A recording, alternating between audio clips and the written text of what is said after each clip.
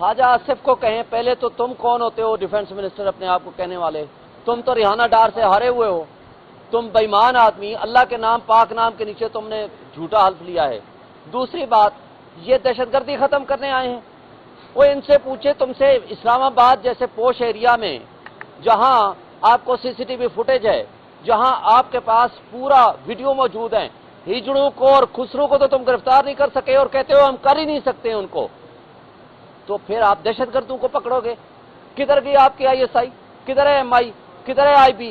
किधर है आपकी इस्लामाबाद की पुलिस? वो लगी हुई है, दहशतगर्दी मकसद नहीं है उनका, वो लगे हुए हैं पीटीआई के पीछे। भाई 7वीं एफआईआर मेरे खिलाफ दहशतगर्दी की कटी हुई है, उनकी नजर में मैं सबसे बड़ा दहशतगर्द हूं। ये इन बेगैरतों को अगर इंसान बन जाए ना, ये अगर इनकी नीयत दुरुस्त हो तो पहले तो ऑप्टिक्स दुरुस्त करें।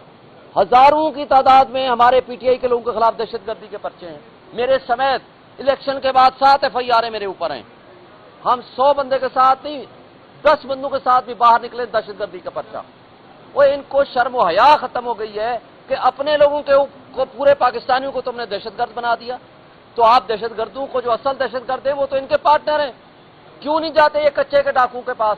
जाए ना।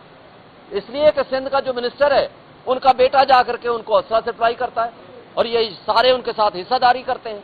ये इनकी नीयत नहीं है दहशतगर्दी खत्म करने की।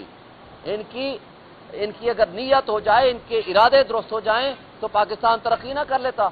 इनका मकसद है कि यहां अफरा तफरी हो, यहां इंतशार हो, यहां लड़ाई झगड़ा रहे, ताकि उनके माल व मताब चलते रहें, पैसे आते रहें। 2800 अरब रुपए दिया है हमने इस वक्त, मेरा और आपका पेट काट के डिफेंस को 2800 अरब।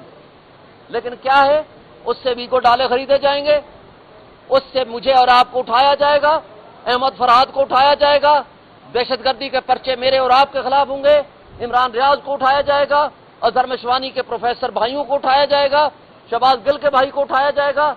हम जो आम शहरी पीटीआई के वर्कर्स हैं उनके ऊपर जुल्म और तशद्दुद बढ़ाने के लिए सारे कारनामे हैं और कुछ भी नहीं है, इनकी नीयत ही दुरुस्त नहीं है। शेख साहब आखिर में ये बताइएगा तरीके साहब की तरफ से अज़्म इस्तेकाम की मुखालफत की जा रही है, तो ये बताएं कि हालिया जो दहशतगर्दी आई है पाकिस्तान में, खासकर केपी में, तो क्या हाल देख रहे हैं आज?